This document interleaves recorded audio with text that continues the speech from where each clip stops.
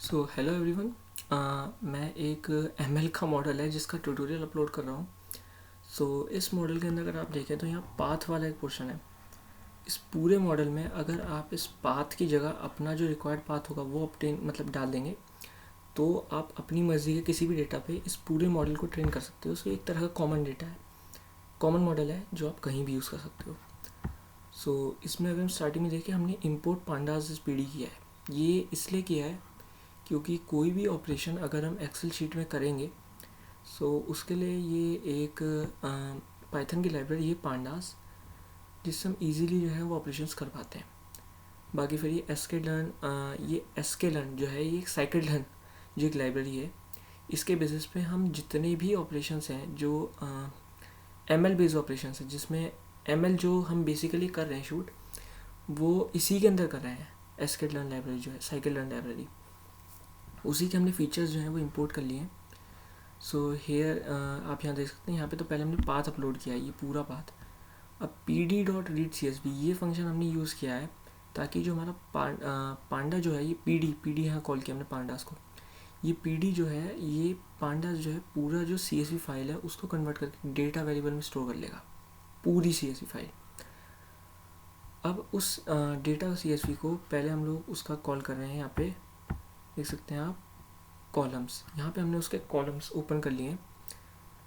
ये हमें इसलिए ओपन करें क्योंकि इसमें हमें यहाँ पे आप देख सकते हैं, यहाँ पे y और x जो दो चीज़ें सेट करनी है। y एक्चुअली हमारा टारगेट वेरिएबल है और x हैं वो सारे फीचर्स जिनके बेसिस पे हम इस y वेरिएबल को प्रेडिक्ट करेंगे। जो हमारा ये प्रेडिक्शन है, जो हमारा x जो मतलब वेरिएबल है, तो उसके लिए हमें एक बार ये सारे पैरामीटर्स देखने पड़ते हैं कि है क्या क्या, ताकि इसमें जैसे हम आउटपुट में प्रेडिक्ट करना है तो आउटकम जैसे हमारा यहाँ पे है, तो हम क्या करेंगे कि हमने यहाँ से 3-4 पैरामीटर्स ले ली, क्योंकि हर एक पैरामीटर का होना पता होना ज़रूरी नहीं है स्टार्टिंग में। उसी वजह से हम ये आउटकम वाला पैरामीटर जो है इसको तो हम y वेरिएबल में स्टोर कर देंगे डेटा डॉट आउटकम करके, ताकि हमने अब साइकिल लर्न को बता दिया कि हम ये आउटकम वेरिएबल जो है प्रेडिक्ट करना चाह रहे हैं y के अंदर स्टोर करके। x के अंदर फीचर्स जो हमने जो इसमें से फीचर्स जो रिक्वायर्ड फीचर्स थे वो कॉल कर दिए। ये जितने फीचर्स के अंदर रिक्वायर्ड थे वो हमने कॉल कर दिए यहाँ पे, और ये हमने x वेरिएबल के अंदर स्टोर कर दिया है। फिर ये वाला जो पोर्शन है हमारा, हमने ये जो बीच में कॉल कर रहे हैं, आप कहेंगे कि ये सब क्यों नहीं बताया, ये एक्चुअली हेड है। ये क्या करता है कि जितना जो डेटा है हमारा ओवरऑल, उसका एक ऊपर का जरा सा पोर्शन शो कर देता है। ये इसलिए देखना होता है कि जैसे कई बार क्या है कि मान लो कुछ स्ट्रिंग है, जैसे मान लो स्ट्रिंग, जैसे ये स्ट्रिंग में स्टोर होता, मान लो ABCD समथिंग, तो रीड करने में प्रॉब्लम आती, तो हमें उस पैरामीटर को जो है यहाँ पे इंक्लूड ही नहीं करना था। जैसे यहाँ ग्लूकोज का पैरामीटर है, इंक्लूड ही नहीं करना था। वो उसके अलग ऑपरेशन होते हैं, वो आगे कभी वीडियोज़ में बताया जाएगा। बाकी लेकिन अगर हमारा स्ट्रिंग पैरामीटर है तो वो हम इंक्लूड ही नहीं करना चाहेंगे। उसी वजह से हमने जो स्ट्रिंग का पैरामीटर है वो अवॉइड करने के लिए एक बार पूरा जो हमारा जो ये हेड है वो लोड कर लिया है, ताकि हम देख पा रहे हैं कि अच्छा ये सारी जितने पैरामीटर्स हैं ये वैल्यू पैरामीटर्स हैं, तो वैल्यू पैरामीटर्स पे हम प्रेडिक्ट कर सकते हैं वैल्यूज़। ये वाला जो पैरामीटर है ये है डिस्क्राइब। इसमें हमारा जितने भी पैरामीटर्स हमने फाइल के अंदर स्टोर कर रखे हैं उन सब का, जैसे यहाँ मीन, स्टैंडर्ड डेविएशन हो गया, या मिनिमम वैल्यू, मैक्सिमम वैल्यू, ये 25% क्या है डेटा, 50% क्या है, 75%, ये पूरा एक डेटा एनालिसिस तैयार करके दे दिया है। नहीं तो करना होता अपने आप बैठ के, लेकिन ये डिस्क्राइब फंक्शन जो है इसने सारा काम अपने आप कर दिया है। इसके बाद हमने y यहाँ टारगेट वेरिएबल सेट कर ही दिया है, फिर फीचर्स यहाँ सेट कर दिए हैं। फिर मेन चीज़ आती है ये वाली मॉडल।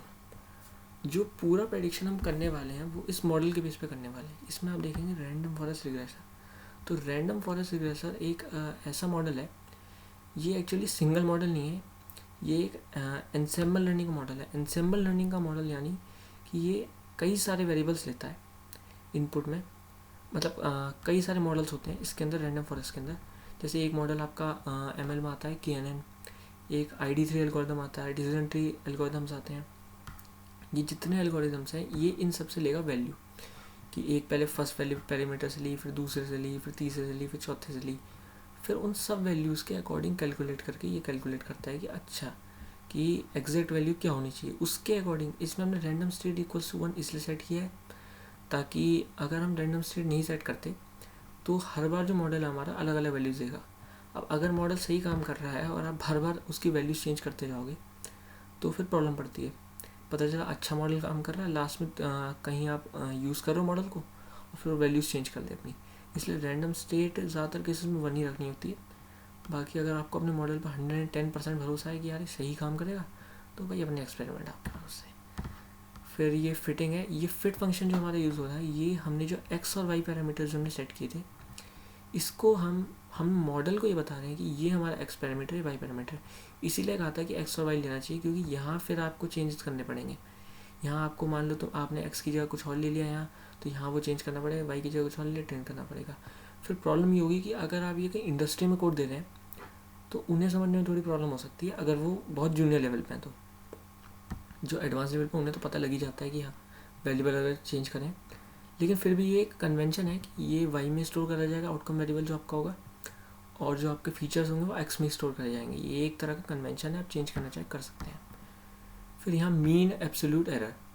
मीन एब्सोल्यूट एरर होता है कि जैसे हमारा जो प्रेडिक्टेड वैल्यूज हमने निकाली, जो ये मॉडल प्रेडिक्ट कर रहा है, हम उस वैल्यू में और जो यहाँ इस डेटा के अंदर आउटकम वैल्यूज दे रखी हैं, इन दोनों में निकालेगा ये डिफरेंस और उनका करेगा मीन, और वो आपको उस सब का ओवरऑल का मीन करके यहाँ प्रेडिक्ट करके देगा। ये मैंने एक बार रन कर रखे हैं मॉडल्स, तो इस वजह से शो कर रहा है सब डेटा वगैरह।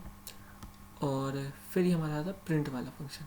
ये फंक्शन बेसिकली जो हो रहा है, ये आपसे डिटेल्स मांगेगा।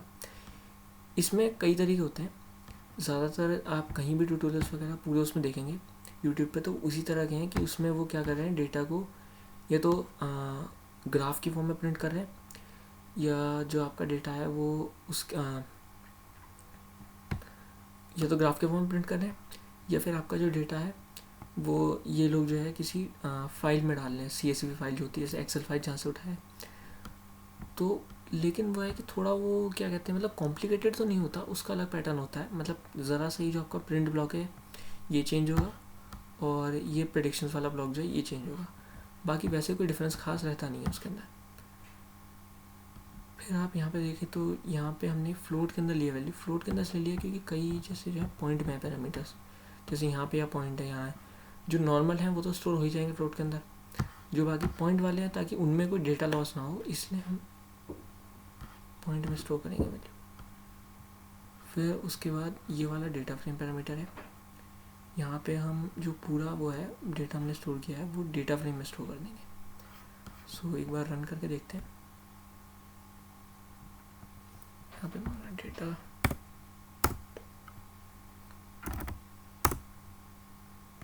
PP मान लो 92, BMI मान लो 20, एज मान लीजिए 57।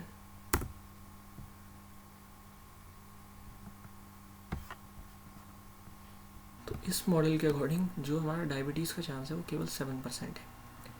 बाकी वो डेटा के ऊपर भी डिपेंड करता है कैसा डेटा इसको फीड किया जा रहा है। अगर डेटा ही थोड़ा सा एबनॉर्मल होगा तो ये चांसेस थोड़े, तो ये डेटा फिर उसी अकॉर्डिंग चेंज कर जाएगा उसमें।